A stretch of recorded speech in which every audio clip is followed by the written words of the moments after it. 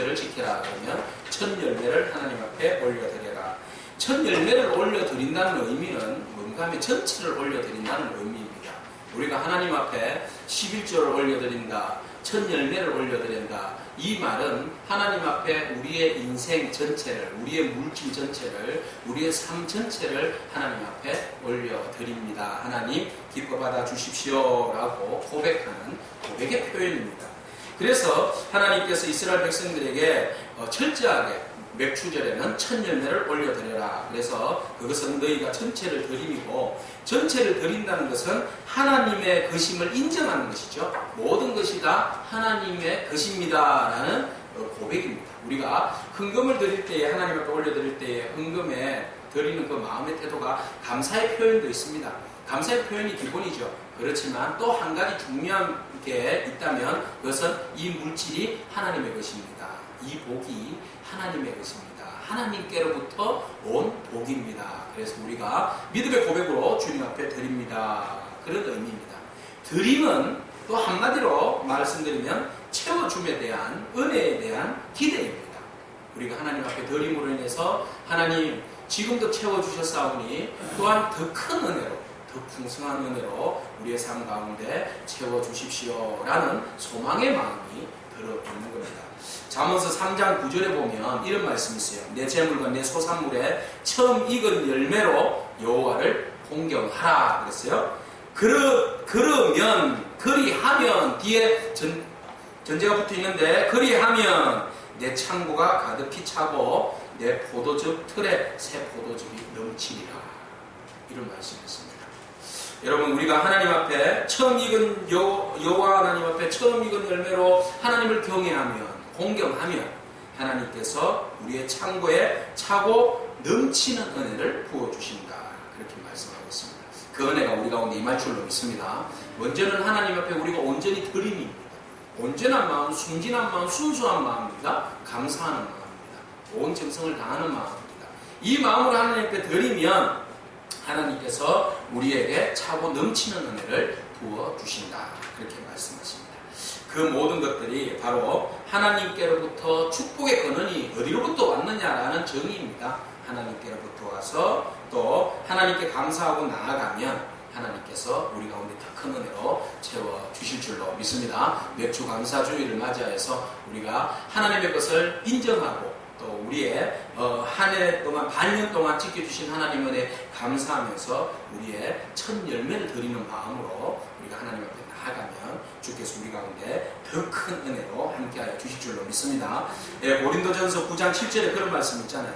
인색함이나 억지로 하지 말고 하지 말라. 하나님은 즐겨내는 자를 기뻐하시느니라, 사랑하시느니라. 그런 말씀이 있잖아요. 자, 오늘 본 말씀에 보면, 우리 지난주 말씀과 이어서 보면 하나님께 즐겨하는, 기뻐하는 마음으로 하나님 앞에 물질을 올려드린 사람이 있습니다. 누굽니까? 바나바입니다. 바나바를 우리에게 소개하고 있습니다. 이 바나바를 우리가 소개할 것 같으면 그의 이름의 뜻은 위로자라는 이름의 뜻을 가지고 있습니다. 근데 우리가 지난주 말씀과 연결해서 보면 그의 소유를 팔아서 그 값을 사도들의 발 앞에 두었다 그랬습니다. 소유를 팔아서 사도들의 발 앞에 두었다는 말의 표현이 우리 35절에 4장 35절에 보면 그런 표현의 말씀이 있습니다. 우리 다 같이 한번 읽어보기를 원합니다. 같이 읽겠습니다. 사도들의 발 앞에 두매 그들이 각 사람의 필요를 따라 나누어 줌이라. 그리고 여러분 37절 말씀도 같이 읽겠습니다. 그가 밭이 있음에 팔아 그 값을 가지고 사도들의 발 앞에 두니라. 바나바가 한 일은 그가 가지고 있는 소유를 팔아서 밭이 있었는데 그 밭을 팔아서 사도들의 발 앞에 두었고 그것을 사도들은 팔아다가 다른 사람, 필요한 사람들에게 나누어 주었다. 초대 교회의 공동체의 아름다운 모습입니다. 이것은 무엇을 전제로 하고 있습니까? 바로 하나님의 말씀의 충만이었습니다. 성령의 충만이었죠.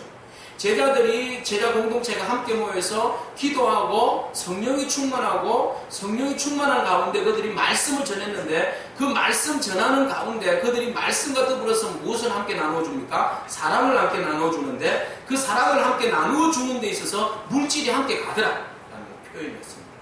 그래서 물질이 함께 가는데 은혜가 넘치니까 자기들이 그런 마음이 드는 거죠. 나에게 이런 물질이 있는데, 이런 재능이 있는데, 이것을 되고 다른 사람들에게 유익하게 하기 위해서 내가 이것을 내려놓고 싶습니다. 하나님 앞에 올려드리고 싶습니다. 라는 고백들이 이곳저곳에서 나오더라는 거죠.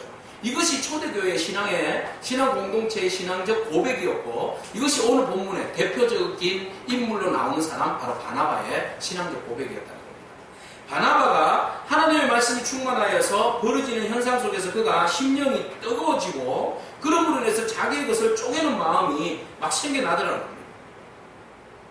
너무너무 중요한 것은 성령이 충만할 때가 나아요. 성령이 충만하지 아니하고 억지로 일을 참여했다가는 굉장히 큰 시험에 빠질 수 있다. 바나바는 굉장히 자기가 말씀 가운데, 은혜 가운데 성령이 충만함으로 인해서 누가 시키지도 않았죠. 자발적인 헌신으로 자기에게 있는 것을 하나님 앞에 나누어진 거죠. 나눔의 기쁨입니다. 나눔의 기쁨이죠. 그러므로 자기가 나눔으로 인해서 오히려 더 그 나눔으로 인해서 더 기뻐하고 더 감사하고 더 헌신하게 되더라는 겁니다. 요즘 우리 교회가 나눔의 기쁨을 누리지 않습니까? 수요일 날에는 말씀의 나눔의 기쁨이 있고, 금요일 날에는 기도의 나눔의 기쁨이 있습니다. 주일 날에는 또 예배의 나눔의 기쁨이 있고, 평일 날에는 콩나물 나눔의 기쁨이 있고, 빵 나눔의 기쁨이 있습니다. 여러분, 서로서로 이게 자기에게 있는 것들을 함께 나누다 보니까, 나누면 어떤 현상이 일어납니까? 사람들이 받아 먹게 되면 감사하는 마음이 있어서 또 다른 나눔이 번지는 거죠. 그래서 수요일날 한 분이 와서 말씀의 나눔의 은혜를 받았습니다. 주변에 있는 사람에게 또 그 말씀을 나눕니다. 그러니까 그분이 또 콩불 묻히듯이 뭉쳐서 눈덩이가 돼서 나타납니다. 그랬더니 또 어떤 나눔의 현상이 일어납니까? 한 분이 수요일마다 가게 문을 안 닫고 비 오니까 옆에 있는 분이 묻더라는 겁니다. 도대체 저녁에 어디 가냐고. 한우리교회 예배드리러 간다. 그러니까 그 말씀 좋은데 한번 오라고. 그냥 말씀은 좋다고 그랬대요. 그러니까 그 다음 주에 그분이 부동산 가게 하는 분이 문을 닫아놓고 자기도 예배를 참여하고. 다들 보니까 뭔가 열심히 예배 시간에 필기를 하고 있거든요. 자기도 그냥 홍책을 가지고 와가지고 같이 필기하고. 그러니까 너무 감사해서 제가 나눔에서 나오는 빵을 좀 드렸거든요. 그러니까 그분이 또 한 분은 커피를 저한테 가져오고 한 분은 꿀을 가지고 왔어요. 조그만 나눔에 말씀을 나누었더니 그것으로 은혜로 다시 돌아오는 그런 나눔과 또 나눔의 기쁨이 이렇게 퍼지는 모습을 보게 됩니다. 우리 교회가 작은 것의 나눔이 또 이것이 확대되어서 더 큰 나눔으로 번져가는 역사가 일어나기를 축복합니다. 우리 안에 있는 작은 나눔이 오히려 그 작은 나눔이 결국은 생명을 살리는 일이죠. 작은 나눔의 역사가 결국은 그것이 나의 의를 드러내는 것이 아니라 나의 그 기쁨을 그냥 해소하는 것이 아니라 이 작은 나눔의 시작은 결국 그것이 확대되어서 복음을 전하는 역사가 이어지게 되고 사람의 생명을 구원하는 놀라운 일들로 연결될 줄로 믿습니다. 이것의 처음 시작은 성령 충만. 기도하고 말씀 충만하고 성령이 충만할 때 이 나눔의 마음이 하나님께서 우리에게 부어주실 줄로 믿습니다. 그 부어주심을 통해서 우리가 자연스럽게 나누다 보면 그 나눔의 은혜를 입은 사람들이 감동을 입게 될 것이고 감동을 입은 사람들이 주님의 말씀 앞으로 나올 줄로 믿습니다. 바나바가 바로 그렇게 시작합니다. 초대교회에 많은 성도들이 그 나눔의 기쁨을 누렸는데 특별히 오늘 본문에서 소개하고 있는 바로 이분 바나바. 바로 이런 놀라운 일들을 감당하게 됩니다. 자기의 것을 쪼갭니다. 쪼개는데 그 속에 복음을 담아서 쪼개는 거죠. 근데 빵만 주는 것이 아닙니다. 빵 속에 복음을 담아서 함께 나누었더니 그 나눔의 기쁨이 놀라운 현상으로 일어나게 됩니다. 그런데 여러분, 오늘 복음 말씀을 가만히 보면 어떻게 나누었는가, 나눌 때의 그 마음의 태도입니다. 그냥 나눔이 아니라 중요한 말씀이 오늘 우리가 두 개의 구절을 읽으셨는데 35절과 37절에 공통적으로 나오는 문장이 있습니다. 무엇입니까? 발 앞에 두었다. 누구의 발 앞에요? 사도들의 발 앞에 두었다. 여러분, 굉장히 의미 있는 말입니다. 누구의 발 앞에 두었는가 하면 사도들의 발 앞에 두었다. 이 말씀은 그 누구의 발 앞에 두었다는 겁니까? 하나님의 발 앞에 두었다. 하나님 앞에 두었다. 여러분, 물질을 이고 사는 사람이 있고요. 물질을 발에 놓고 사는 사람이 있습니다. 오늘 우리가 말씀을 전하고자 하는 요지는 바로 이 물질을 어디에 두고 있느냐. 물질을 머리에 두고 사는 사람은 물질의 지배를 받는 사람. 물질을 팔에 두고 사는 사람은 물질을 다스리는 사람. 사람이 물질이 있으면 그 물질의 지배를 당하는 경우가 상당수가 많죠. 근데 은혜가 들어가고 말씀이 들어가고 성령이 충만하니까 바나바는 물질 관념이 바뀌어버렸어요. 물질에 대한 생각이 물질의 지배가 아니라 물질을 다스리는 마음이 그 안에 역사되어지더라고요. 그래서 초대교회의 모든 사람들이 그렇게 했듯이 바나바도 역시 자기에게 밭이 있었는데 이것을 통하여서 하나님의 영광을 위해서, 나를 위해서가 아니라 하나님의 영광을 위해서, 복음을 위해서, 주님의 사랑을 위해서 조금 더 쓰여졌으면 좋겠다라는 마음이 있는 거죠. 그래서 자기의 밭을 정리를 했습니다. 그리고 난 다음에 사도들의 발 앞에 놓았습니다. 뭐 하나님의 발 앞에 놓았다. 그 말은 물질 위에 하나님을 위에 두었다는 거죠. 하나님이 우리 위에 계셨다는 거예요.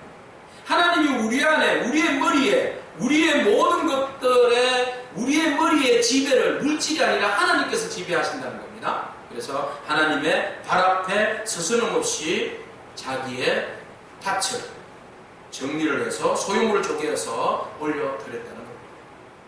이렇게 되올 때에 문제가 아니라 은혜의 놀라운 역사가 일어나는 겁니다. 여러분, 복음성가 노래 중에 이런 노래가 있어요. 수고하지 않으면 어떻게 형제를 사랑하나. 이 키로 한번 쳐보세요. 내 마음에 아픔이 없이도 어떻게 자매를 사랑하나. 우리의 사랑은 따지는 것이 없어요. 아까운 것이 있다면 사랑하지 않는 거예요. 손해보지 않으면 어떻게 이웃을 사랑하나. 나의 이익을 따로 남기면 어떻게 이웃을 사랑하나. 이런 찬양이 있습니다. 제가 한번 불러보도록 하겠습니다. 수고하지 않으면 어떻게 형제를 사랑하나. 내 마음에 아픔이 없이도 어떻게 자매를 사랑하나. 우리의 사랑은 따지는 게 없어요. 아까운 게 있다면 사랑하는 거야. 손해보지 않으면 어떻게 이웃을 사랑하나. 나의 이익을 따로 남기면 어떻게 이웃을 사랑하나. 아주 단순한 복음성가이지만 너무나 많은 의미들이 이 안에 포함되어 있는 것 같아요. 수고하지 않으면 어떻게 형제를 사랑할 수 있냐는 거죠. 내 것을 하나님의 발 앞에 쪼개지 않고 어떻게 형제를 사랑할 수 있냐. 복음을 전할 수 있냐. 믿음을 나눌 수 있냐. 말씀을 나눌 수 있냐는 거죠. 그래서 우리가 하나님의 말씀을 전하기를 원한다. 주의 복음을 전하기를 원한다는 것은 그 복음에 하나님의 사랑과 수고와 함께 노력하는 그 무엇이 함께 따라가줘야 한다는 겁니다. 말만 앞설 수는 없다는 거죠. 말 속에 행동과 그 안에 온전한 사랑이 같이 감싸져서 나아갈 때 이것이 복음의 능력이라는 겁니다. 찬양에서 수고하지 않으면 어떻게 형제를 사랑할 수 있냐. 내 마음에 아픔이 없는데 어떻게 자매를 사랑할 수 있냐. 내 것을 쪼개서 내려놓지 않는데 어떻게 형제와 자매를 사랑할 수 있냐. 우리의 사랑은 세마는 게 아니다. 따지는 게 아니라는 겁니다. 따지면 그때부터는 사랑이 안 됩니다. 계산하면 사랑이 아니에요. 우리가 수고하고 노력하고 봉사하는 일에 왜 내가 해야 되지? 나는 이거 하는데 왜 너는 안 하니? 그렇게 되면 이건 수고도 아니고 사랑도 아니고 봉사도 아니고 헌신도 아닙니다. 사정이 그럴 거야. 내가 먼저 해야지. 내가 힘들면 내가 먼저 봉사하고 사랑하고 섬기고 먼저 내가 해야지. 이런 마음이 있을 때 온전히 우리는 그것이 사랑이라 말할 수 있고 복음이라 말할 수 있습니다. 이 찬양에서 얼마나 많은 것들을 우리에게 깨우쳐 주는지 모릅니다. 우리의 사랑은 따지는 것이 없어요. 세마는 것이 없어요. 아까운 게 있다면 그게 어떻게 사랑이라고 말할 수 있어요. 손해보지 않고 어떻게 이웃을 사랑하나요? 나의 이익을 따로 남기는데 어떻게 이웃을 사랑하나요? 바나바의 마음, 순수하게 가지는 바나바의 마음, 자기의 것을 수고하고 손해보고 이익을 따지지 않고 내 마음에 아픔이 이웃을 위한 그 아픔을 가지고 섬기는 마음으로 나아갔더니 바로 그 안에 놀라운 역사들이 일어납니다. 바로 초대교회에 은혜를 입은 사람들이, 특히 바나바와 같은 사람들이 하나님 앞에 헌신할 때 이루어졌던 아름다운 모습이었습니다. 여러분, 저는 우리 교우들 중에서도 정말 하나님의 말씀과 성령의 충만함으로 인하여서 우리 교회가 처음 시작할 때 이야기를 들었습니다. 얼마나 힘든 과정이 있었습니까? 그럼에도 불구하고 내 것을 기꺼이 하나님의 교회를 위하여서 내겠다라고 마음을 작심을 하고 또 내고, 또 그것이 또 은혜 가운데 문제가 잘 풀려서 또 더 큰 은혜로 하나님께서 교회를 세우셨다는 이야기를 들어보았습니다. 하나님의 은혜가 아니면, 내 마음에 헌신이 없으면, 사랑이 없으면, 내 마음을 쪼개지 않으면 어떻게 그런 일들이 일어날 수 있습니까? 오늘에 어떻게 한우리 교회가 있을 수 있습니까? 앞으로 어떻게 우리 한우리 교회가 이어갈 수 있을까요? 내 이익만 챙기고 내 손해보지 않겠다는 그 마음만 있는데 어떻게 한우리 교회가 계속 이어갈 수 있을까요? 아니요. 주님 앞에 더 헌신하고자 하는 마음, 그 마음, 성령 안에서 주시는 말씀 안에서 더 숨기고자 하는 마음, 내 것을 쪼개고자 하는 마음이 있을 때 우리 한우리 교회는 더 부흥하고 더 부흥의 역사가 그대로 이어갈 줄로 믿습니다. 이것이 하나님께서 우리에게 주신 셈의 방법이죠. 바나바는 주의 교회가 더 든든하게 서기를 원했고, 주의 교회가 더 진리 안에서 사랑의 말씀이 땅끝까지 퍼져나가기를 원했습니다. 그러니까 자기의 것을 손해보더라도 쪼개는 마음이 생긴 거죠. 그래서 아깝지 않은 것이 어디 있겠습니까?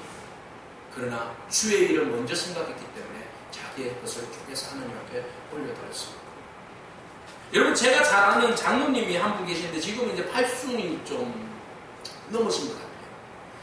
대구에 사시는 분인데 양인열 장로님이시라고, 이분이 한 70대까지는 뭘 하셨는가 하면 건축업을 하셨어요. 타일 건축에 쓰여지는 타일을 이렇게 판매하는 판매점이었어요.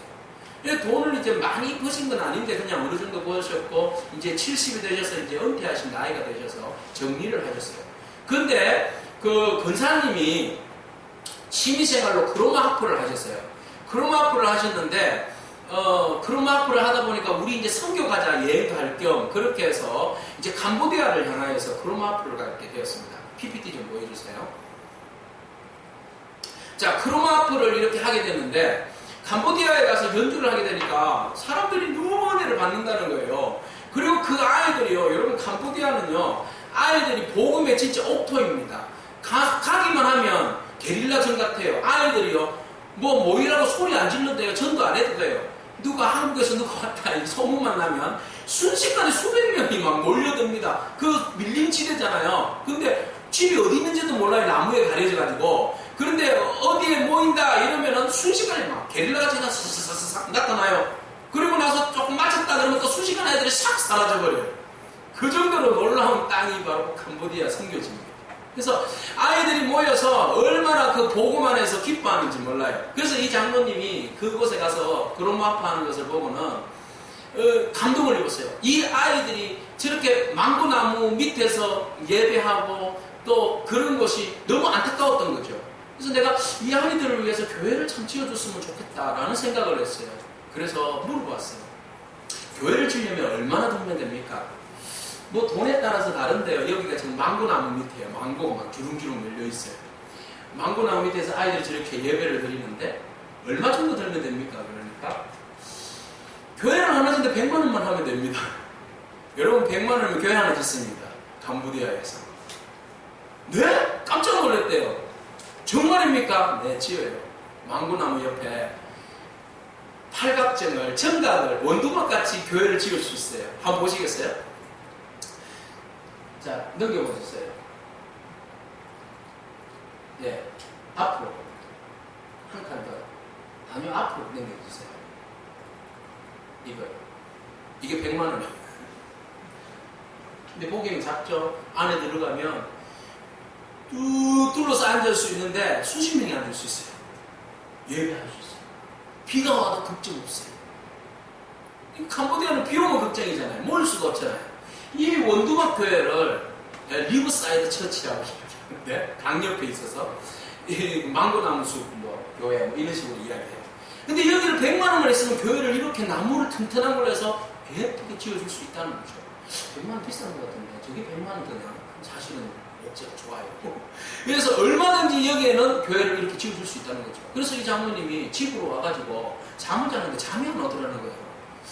나에게 있는 돈을 조금만 쪼개면 저거 100개도 더 지어주겠다. 그런 생각이 들더라는 거죠. 그러면 지금은 내가 형편이 어려우니까 많이는 없으니까 선교 갈 때마다 뭐 하나 두 개씩은 그러면 지어주는 걸로 했으면 좋겠다. 그랬어요. 그래서 먼저 돈을 보내고 우리 당교 신교팀이 갔을 때 저렇게 완성이 되어 있었고, 다른 곳에는 그러면은 좀 큰 규모로 이 정도 교회 사이즈 얼마면 짓겠습니까? 했는데 1,000만 원이면 짓는다고. 그래서 거기는 뭐 따로 난방 이런 거 필요 없잖아요. 그래서 그냥 타일로 이렇게 벽돌로 지어서 했는데 1,000만 드니까 교회가 몇백 명이 모일 정도, 이것보다 크더라고요. 몇백 명이 모여서 예배 드릴 수 있는 공간을 만들어 줄 수 있더라는 거죠. 그래서 이분이 그동안 열심히 일해서 70평생을 그렇게 열심히 일만 하시던 분이 그곳에 가서 크로마 한국팀에 딸려가서 한 번 보고 나서는 내가 할 수 있는 일이 있네. 인생의 하프타임 이후에도 내가 할 수 있는 일이 있더라는 거죠. 그래서 그분은 거의 매년 나갔으니까요. 그 이후에 제가 저 교회를 떠난 지가 10년이 넘었으니까 거의 매년 단기 선교팀과 함께 가시는 거예요. 건강이 허락하는 거예요. 그래가서 조그만 원두막교회 하나 지어주시고 이름 하나 써붙여주시고 또 다른 지역에 원두막교회 하나 지어주시고 이런 일들이 할 수 있더라는 거죠. 그래서 이분을 바라보면서 우리는 놀랬어요. 모두가 다 그 연세가 되면 다 은퇴하시고 이제 다 정리하신다고 그렇게 하는 그런 입장인데, 이분은 그때 다시 시작하는 거예요. 처음 시작하는 거예요. 선교의 첫 열매를 하나님 앞에 드는 거예요. 그래서 시간만 나면 본인 스스로가 그 일을 위해서 헌신하고 앞장서서 나서는 모습을 봤습니다. 제가 설교를 준비하면서 그분의 얼굴에 떠올렸습니다. 하나님 은혜가 들어가고 말씀이 들어가고 성령이 충만하였더니 본인 스스로가 늦은 나이에도 스스로가 새로운 길을 개척하면서 하나님 앞에 헌신하기 위해서 자기 길에서 쪼개는 겁니다. 오늘 우리가 하나님 앞에서 쪼개어서 주님의 방 앞에 내려놓을 것이 있다면 여러분 무엇을 내려놓고 싶습니까? 매주 감사절에 하나님 주신 은혜가 너무 감사해서 우리가 하나님 앞에 이렇게 상반기 동안 지켜주신 은혜를 감사하면서 예배를 드리는데, 여러분 하나님으로부터 받은 은혜가 많은데 나는 하나님 앞에 쪼개어서 하나님의 발 앞에 내려놓을 수 있는 것이 무엇이 있을까? 나는 과거에 많이 내려놓았는데, 아니요, 과거가 아니라 앞으로 내가 하나님 앞에 정말 내려놓을 수 있을 것이 무엇이 있을까? 한번 생각해보면서 다짐해보는 그런 시간 가지기를 축복합니다. 자, 이렇게 해서 마음에 하나님 앞에 온전히 드리는 이런 바나바가 있는가 하면, 그런데 오늘 본문 말씀을 같이 이어서 보면 대역반전이 하나 나옵니다. 바로 아나니아와 삽비라예요. 똑같이 은혜를 받았습니다. 똑같이 충만한 은혜를 받았고 똑같이 자기의 것을 쪼개서 사도들의 발 앞에 놓았는데 이 두 사람은 그만 죽고 말았습니다. 급사당하고 말았습니다. 충격에 빠졌습니다. 온 예루살렘 교회가 충격에 빠졌어요. 정말 모두가 은혜가 충만하고 말씀이 충만해서 너무 감사해서 하나님 앞에 나의 소유와 나의 있는 재능과 이런 것들을 막 감사함으로 바치고 있는데, 이분들도 여전히 동일하게 바쳤는데 이 사람들은 죽어버린 거예요. 아니 도대체 이 일이 어떻게 된 일입니까? 똑같이 하나님 앞에 헌신하고 바쳤는데 왜 이들은 죽고 만 것일까요? 여러분, 아나니아와 삽비라의 이름은요 너무 귀한 이름입니다. 아나니아라는 이름은 하나님의 은총이라는 뜻을 가지고 있어요. 삽비라는 이름은 아름답다는 이름을 가지고 있어요. 하나님의 은총으로 인하여서 아름다운 부부, 아나니아와 삽비라. 얼마나 이름이 아름답습니까? 하나님의 은총을 사모하는 아나니아, 또 그 은총으로 인하여서 모든 것들이 청옥이라는 이름을 뜻을 가지고 있는데 바로 그것이 아름답다는 뜻이거든요. 그래서 주의 은혜로 인하여서 아름다운 이 삽비라, 이 이름을 가진 하나님의 은총을 입은 두 부부가 정말 교회 공동체 안에서 얼마나 아름다울 수 있는지를 이 이름을 통하여서 우리에게 보여줍니다. 여러분, 아나니아와 삽비라 같은 교회 공동체 안에서 부부이기를 축복합니다. 하나님 보시기에 이 이름처럼 말입니다.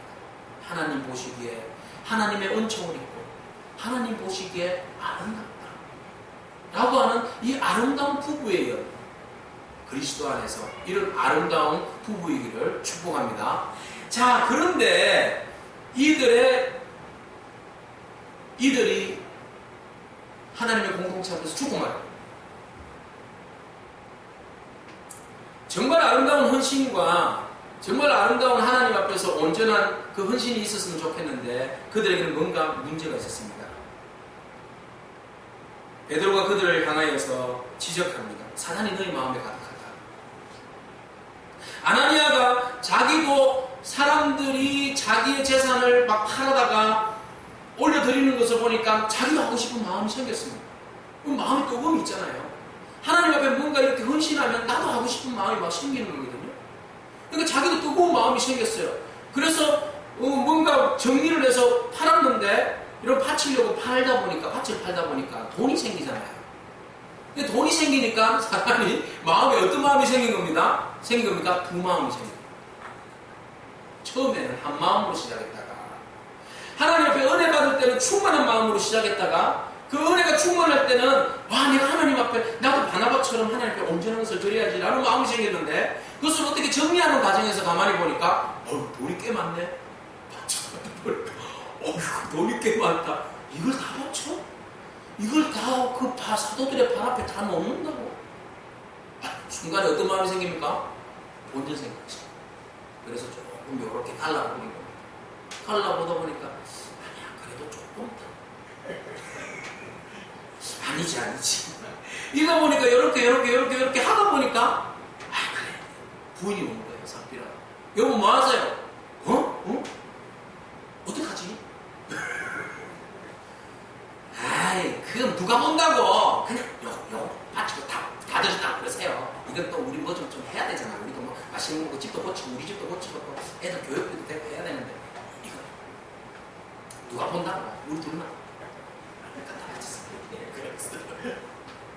그래서 둘이서 이제 합의를 보고 아나니아가 좋다고 간 겁니다. 여기 있어요. 순간 베드로에게는 무슨 은사가 있어요? 두시 은사가 있네. 봉투 딱 보고 아는 거예요. 네 마음에 사단이 가득하냐? 두 마음이 있다. 왜 오늘 본문 말씀에 뭐라고 이야기합니까? 왜 성령을 쏘기냐? 왜 쏘기냐? 이거 다냐? 그랬더니 다 가져왔어요. 답니다. 왜 성령을 쏘? 여러분, 헌신하고자 하는 마음속에 우리 가운데 늘 언제나 있는 마음이 위선입니다. 그리고 거짓, 허영심, 이런 것들이 늘 언제나 헌신하고자 하는 온전한 헌신 속에 늘 언제나 동전의 양면처럼 우리 가운데 있는 선과 악이에요. 선과 악은 늘 언제나 멀리 떨어져 있는 것이 아니라 같이 붙어 있어요. 그래서 우리가 조금만 방심하면, 선한 마음으로 시작했다가도 조금만 방심하면 이 악한 마음들이 우리를 지배합니다. 바나바는 성령이 충만해서, 말씀이 진리에 충만해서 그 시험을 사실은 이긴 거고요. 그 마음이 안 생길 사람이 어디 있어요? 바나바도 생기죠. 우리는 안 생기겠습니까? 그 마음이 있죠. 그러나 그 마음을 어떻게 우리가 이겨내느냐가 중요한 거죠. 아나니아와 삽비라는 그만 그 마음에서 지고만. 그래서 그들은 두 마음을 가지고 거짓말하기로 했어요. 위선과 거짓말. 그렇지만 그들에게는 허영심을 그대로 드러내기로 원했어요. 뭔가 교회 공동체 앞에서 자기들이 했다는 것을 드러내고 싶었던 거죠. 나 이만큼 했어 라고 드러내고 싶었던 거죠. 그렇지만 그 속에는 진실함이 없었어요. 속이는 마음과 거짓의 마음이 그 속에 담겨져 있었고, 하나님도 속이려고 마음먹었던 거죠. 베드로를 속이는 것은 결국 누구를 속이는 겁니까? 하나님을 속이는 겁니다. 하나님을 속여집니까? 전혀 속여지지 않죠. 그래서 그는 하나님을 속이고자 하는 마음이 있어요. 나도 낼 수 있다, 이만하면 냈지 뭐 하는 허영심과 자만심으로 충족되어 있었어요. 그리고 그들에게는 물질에 대한 애착, 염려, 이런 것들이 있었던 거죠. 그래서 내가 이것을 냈으면 아깝다라는 마음들이 그 안에 있었던 거예요. 자, 이것이 바로 교회 공동체를 성령을 기만하는 것입니다. 부부가 선한 일을 위해서 함께 나누고자 하는 일은 정말 중요합니다. 이름 보십시오. 얼마나 여호와의 은총을 입은 사람 또는 아름다운 사람이라는 이름을 떠서 가지고 있어요. 근데 부부가 함께 모여서 아름다운 것을 공모했으면 얼마나 좋아요. 그런데 그들은 악한 것을 공모하고 있어요. 부부가 있다는 것은 선한 것에 대하여서 함께 마음을 가지고 한쪽이 아니라고 그러면 한쪽에서 브레이크를 걸 수 있는 것이 부부입니다. 한쪽이 악한 마음을 가질 수 있습니다. 그러나 한쪽에서 선한 진리 가운데 바른 것을 잡아줄 때 부부로서의 균형이 잡힙니다. 하나님께서 우리에게 부부를 만들어 주신 것은 바로 그 이유입니다. 그런데 아나니아와 삽비라는 한쪽이 잘못된 결정을 내렸을 때에 한쪽에서 그것을 잡아줬어야 하는데 똑같이 시험에 빠져버립니다. 똑같이 악한 일들에 대해서 공망합니다. 이것이 결국은 그들에게 목숨까지도 빼앗기고 마는 안타까운 일이죠. 한쪽이 잘못 가면 한쪽에서는 잡아줘야 합니다. 잘못 가지 못하도록 그것을 잡아주어야 할 그 의무와 책임이 있는 거죠. 그래서 삽비라는 바로 그 역할을 하지 못했던 것 같습니다. 자, 이렇게 해서 결국은 아나니아는 책망을 받게 되었습니다. 결국 그 일로 인해서 악한 것들을 공모함으로 인해서 자기 안에 있는 그 우상 숭배죠. 결국 자기 안에 있는 것들로 인해서 결국은 망하게 됩니다. 우리는 요즘 큐티할 때에 그 마음을 보지 않습니까? 왕들의 이야기를 쭉 보면서 왕들에 대한 평가를 두 가지로 하고 있어요. 뭐라고 나와 있습니까? 첫 번째는 여호와의 말씀에 하나님이 보시기에 정직하게 행하였더라. 단 산당을 제거하지 않았더라 그랬어요. 첫 번째는 하나님 보시기에 너무너무 정직하게 행하였는데 하나님이 인정받았다는 거죠. 그렇지만 산당 제거하지 않았다. 산당은 뭡니까? 내 안에 있는 우상입니다. 아직 내 안에 제거하지 못한 우상들이거든요. 아직 내 속에서 정리하지 못한 나의 자아들, 내 욕심들, 그 모든 것들이 바로 이 우상, 산당이잖아요. 그러니까 왕들이 다 다른 건 다 잘하는데, 겉보기에는 다 잘하는 것 같은데 그 속에 남아있는 그 산당은 제거하지 못함으로 인해서 하나님으로부터 징계를 받더라라는 것을 우리는 계속해서 큐티를 통하여서 우리는 보아왔습니다. 아나니아와 삽비라 뭔가 하나님 보시기에 정직하게 행하려고 열심을 냈습니다. 열심은 냈는데 그들 마음속에 자리 잡고 있었던 그 욕심과 그들의 그 죄악의 거짓과 위선의 그 산당은 제거하지 못했던 것이 문제가 되었다. 부부로서의 역할은 너무 중요합니다. 아나니아와 삽비라 부부 이런 부부도 있는가 하면 또는 아굴라와 브리스길라라는 부부를 우리는 잘 알고 있습니다. 그들 역시 부부이죠. 그렇지만 이들은 여전히 하나님의 말씀 가운데 순종하려고 하고 그들은 텐트 지기를 지어서 팔면서까지 하면서도 그 억압과 착취 가운데 그 핍박 가운데 로마에서 쫓겨났었죠. 그럼에도 불구하고 역시 사도 바울을 만나서 같이 선교 동력자로서 교회를 섬기고자 하고 자기의 것을 쪼개서 나누고자 하는 그런 아름다운 신앙의 부부들을 우리는 보게 됩니다. 자, 결국은 아나니아가 죽게 되었습니다. 자, 이 사실을 모르고 삽비라가 어느 정도 3시간이라는 시간이 지나서 사도 앞에 오게 됩니다. 올 때에 여러분 왔을 때 기분이 어땠을까요? 아무것도 모르고 오는데 아유 이제 내가 가면 베드로가 하는 이야기가 아이고 삽비라 오시냐고 아나니아가 조금 전에 하나님 앞에 헌금을 올려드렸는데 그 헌금이 참 잘 올려져서 우리가 모두가 너무 기쁘고 감사하다고 그러면서 뭔가 이렇게 칭찬해주고 이렇게 세워줄 줄 알았죠. 자기들인데 그런 마음으로 온 거죠. 와서 칭찬해줄 거야 하는 의영심이 있죠. 그리고 와서 가만히 보니까 분위기가 좀 다르고 그래서 베드로가 그가 오는 것을 보고는 바로 그런 이야기를 합니다. 8절 말씀에 보면 이런 말씀이 있어요. 여러분 같이 한번 읽겠습니다. 베드로가 이르되 그 땅 판 것이 이것뿐이냐 내게 말하라 하니 이르되 예 이것뿐이라 하더라. 여러분 마지막 기회를 놓쳐요. 베드로는 다 알고 있지 않습니까? 정말 이것뿐이냐라고 이야기할 때 삽비라가 뭐라고 이야기합니까? 네, 이것뿐입니다. 정말입니까? 쪼개서 이렇게 갈라놨잖아요. 그죠? 거짓말한 겁니다. 여러분 여기에서 그러면 다 드리지 않은 것이 죄입니까? 이거 바로 보셔야 됩니다.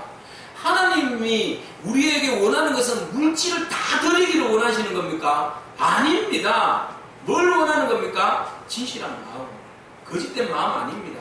속이는 마음, 이거 원하지 않습니다. 그러면 솔직하면 되죠.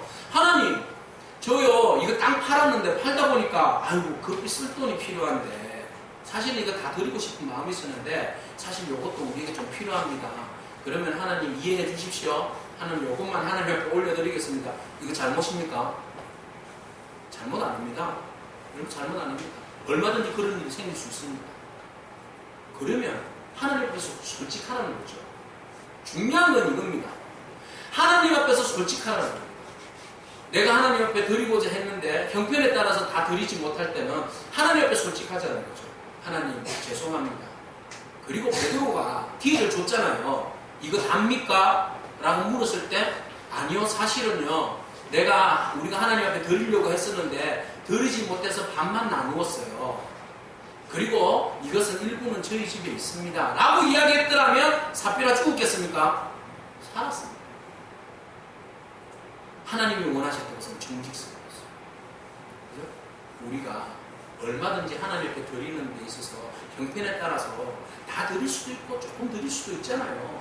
이거는 우리의 신앙적 상황, 삶의 상황에 따라서 다릅니다. 그런데 우리가 하나님 앞에서 진실하다는 거예요. 진실되게 하나님 앞에 드리자는 거예요. 형편을 모릅니까? 하나님 형편을 아시죠? 그럼에도 불구하고 하나님을 속이는 거죠. 이 사람들은 지금 하나님을 속인 겁니다. 하나님 모르십니까? 다 아시는 거예요. 근데 이 사람들은 하나님을 속인 겁니다. 그래서 급사합니다. 하나님 앞에 하나님은 무조건하고 우리가 완전 쫄쫄 굶어가면서까지 하나님 앞에 헌신하기를 원치 않습니다.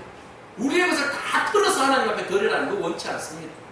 우리의 형편에 따라서 우리가 할 수 있는 데만큼 우리가 할 수 있는 데만큼 그런데 그 할 수 있는 데에서 어떤 마음으로 정직하고 최선을 다하고 감사하는 마음이 있어야 됩니다. 감사하는 마음이 있어요. 우리가 드리는 감사헌금과 11조와 주정헌금 속에 우리의 신앙적 고백입니다. 하나님, 저 이거밖에 못 드려요, 사실. 과부의 두렵던 처럼 솔직한 마음, 이것밖에 못 드려요. 하나님 형편을 아시잖아요. 이것밖에 못 드려요. 근데 하나님 복 주시면, 저에게 은혜 주시면 하나님 정말 정직하고 최선을 다해서 하나님 앞에 영광 돌릴게요. 정말 이번에는 이것밖에 못 드려요. 정말 죄송합니다. 이런 마음이 있으면 하나님께서 그래도 가지고 와! 그렇게 하면서 벌 내릴까요? 아니요. 우리 하나님 그건 쫀쫀한 분 아닙니다. 형편에 따라서 그 대신 최선을 다하고 정직한 마음으로 하나님 앞에 올려드리는 신앙, 이걸 원하셨던 거죠. 아나니아와 삽비라에게 하나님이 원하셨던 것은 그거였습니다. 남들이 다 낸다고 나도 다 내야지. 아이고 남들은 저만큼 내네 나는 이만큼 내야지. 이거 원치 않습니다. 형편에 따라서 내가 하나님 앞에 감사하고 헌신하고자 하는 마음이 있으면 그냥 내 안에 있는 믿음 가운데 하는 거죠. 그래서 오늘 본문 말씀에서 이들이 사도들의 동일하게 어떻게 했습니까? 사도들의 발 앞에 놓았어요. 보세요. 5장의 1절 보면 소유를 팔아서 그 2절에 그 값에 얼마를 감춤해 어떻게 했습니까? 아내도 알더라. 얼마를 가져다가 사도들의 어디 앞에? 발 앞에 두었어요. 똑같이 발 앞에 두었어요. 누구도 바나바도 또 누구도 아나니아와 삽비라도 똑같이 발 앞에 두었지만 바나바가 드린 그 발 앞에 두은 것은 솔직한 마음이에요. 정직한 마음이에요. 그러나 아나니아가 드린 것은 발 앞에 평탱한 발 앞에 두었지 마음은 발 앞에 두지 않고 물질이 자기 머리에 있는 거죠. 그러니까 물질의 지배를 받고 있는 거예요. 물질의 지배를 받으니까 거기서 자유하지 못하는 거죠. 그러니까 자유하지 못하니까 속이는 마음이에요. 오늘 우리가 이 말씀을 바라보면서 진정으로 물질의 노예가 아니라 체면치레가 아니라 허영심이 아니라 우리의 헌신과 물질 앞에서 진정한 참된 마음이 있기를 축복합니다. 우리가 물질의 지배를 당하는 것이 아니라 물질을 지배하는 은혜와 능력이 있기를 축복합니다. 이것이 우리가 가져야 할 때예요. 마지막으로 한 부분을 소개하겠습니다. 첫 번째 부분은 아까 이제 말씀드린 그 부분이고, 두 번째 부분은 바로 밀라드 풀러라는 사람의 가정입니다. 여러분 밀라드 풀러가 누군지 아시죠? 누군가 하면 헤비타트 들어보셨죠? 헤비타트의 초대 창설자입니다. 두 부부가 사진을 좀 보여주세요. 그 다음부터입니다. 이 헤비타트 운동은 뭔가 하면 전 세계에 있는 무주택자들에게 거처를 마련해 주는 운동입니다. 그래서 하나의 시민운동이에요. 그래서 이 일을 감당하면 이 일을 하게 되는데, 이 밀라드 이게 풀러라는 사람이 2009년에 여러분 74세를 이제 타계했습니다. 예, 돌아가셨는데, 그전에는 전 세계에 엄청나게 많은 집들을 지어줬어요. 여기 이제 유명한 분들 하여튼 대통령 출신도 여기에 같이 가담하기도 하고 그러잖아요. 자, 이분이요, 처음부터 이 일을 한 것은 아닙니다. 법률가이면서 사업가였어요. 굉장히 성공했어요. 백만장자가 됐어요. 돈을 많이 벌다 보니까 어떤 마음이 생겼는가 하면 경제적인 부가 쌓이면 쌓일수록 행복해질 줄 알았는데, 이 행복하고는 거리가 멀고 오히려 더 경제적 부로 인해서 가정의 위기가 오더라는 겁니다. 뿐만 아니라 영적인 위기까지 오더라는 거예요. 그러니까 물질이 쌓이면 신앙도 좋아지고 가정도 좋아질 것 같은데, 오히려 가정의 부부간의 위기도 오고 영적인 위기가 오더라는 겁니다. 그래서 이 위기로부터 우리가 어떻게 벗어날 수 있을까? 돈이나 지위가 인생의 성공은 다가 아니라는 것을 깨닫게 되었습니다. 그리고 난 다음에 그의 부인과 함께 의논을 했습니다. 부유한 삶이, 우리에게 있어서 부유한 삶이 오히려 하나님으로부터 더 멀어지는 원인이 되었구나, 이런 결론을 내리게 되었습니다. 그래서 우리가 하나님께로부터 더 가까이 갈 수 있는 일이 뭘까? 그럼 우리 부유했던 물건들을 내려놓으면 이것이 가능하겠다라는 생각이 들었습니다. 그럼 우리가 그 내려놓을 때에 그냥 탕진하는 것이 아니라 다른 사람들에게도 유익을 줄 수 있는 내려놓는 방법이 뭐가 있을까? 그러면 집 없는 사람들에게 집을 지어주자. 그래서 그 운동이 시작되기 시작하는 겁니다. 그래서 그냥 막 원하는 사람에게 집을 지어주는 운동이 하비타트가 아닙니다. 집을 지어줄 때 먼저 대상을 선정합니다. 그래서 상담을 하게 되죠. 내가 당신의 집을 지어주기를 원합니다. 그러면 당신 원하십니까? 그러면 네. 근데 우리가 이 집을 지을 때 운동에 참여하는 사람이 가져야 할 태도가 있습니다. 몇 가지. 당신도 동참해야 합니다. 집을 지을 때 같이 동참입니다. 같이 당신도 집 짓는 일에 같이 그냥 주는 거 아닙니다. 같이 동참해야 되고, 그 다음에 또 한 가지가 있습니다. 집값을 나중에 갚아야 됩니다. 그게 무슨 집을 지어주는 거예요? 그러나 집값은 가장 헐값으로 누구든지 갚을 수 있는 액수입니다. 아주 소액입니다. 그래서 당신은 그 집값을 갚아야 됩니다. 뿐만 아니라 이 집값을 갚고 난 다음에, 그리고 이 운동에 적극적으로 당신도 동참해야 합니다. 다른 사람의 집을 지어주는 일에 동참해야 합니다. 처음에는 내 집 짓는 데 동참했다가 이제는 어디에까지요? 다른 사람의 집을 지어주는 일에도 동참해야 합니다. 그러면 오케이? 그러면 오케이? 그러면 이 헤비타트에서 와서 자원봉사자들이 옵니다. 한번 자원봉사자들 보여주세요. 이렇게 해서 이제 집을 지어주는 거예요.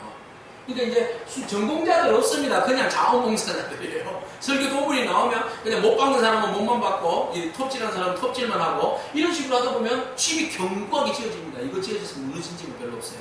자, 어쨌든 집이 아주 멋지게 전 세계에서 몰려든 자원봉사자들에 의해서, 한국 헤비타트 마크를 한번 보여주세요. 자, 우리나라에도 바로 이 헤비타트가 있어요.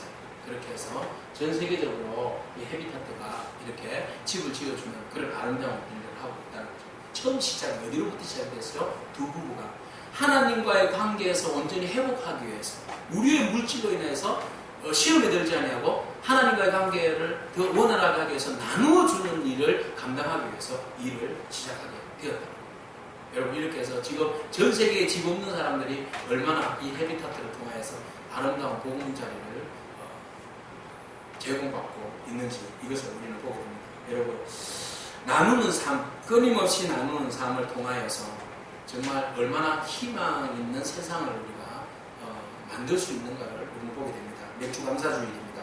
하나님의 은혜에, 이때까지 베풀어 주신 하나님의 은혜에 감사하는 저와 여러분이 되기를 축복합니다. 바나바처럼 물질을 온전히 주님 앞에, 주님 발 앞에 내려놓는 신앙, 감사와 사랑으로 나눔을 통해서 기쁨이 충만한 그런 신앙을 가지기를 축복합니다. 아멘. 우리가 다 함께 이 찬양을 부르시면서 함께 기도하기를 원합니다. 내가 주인 삼은 모든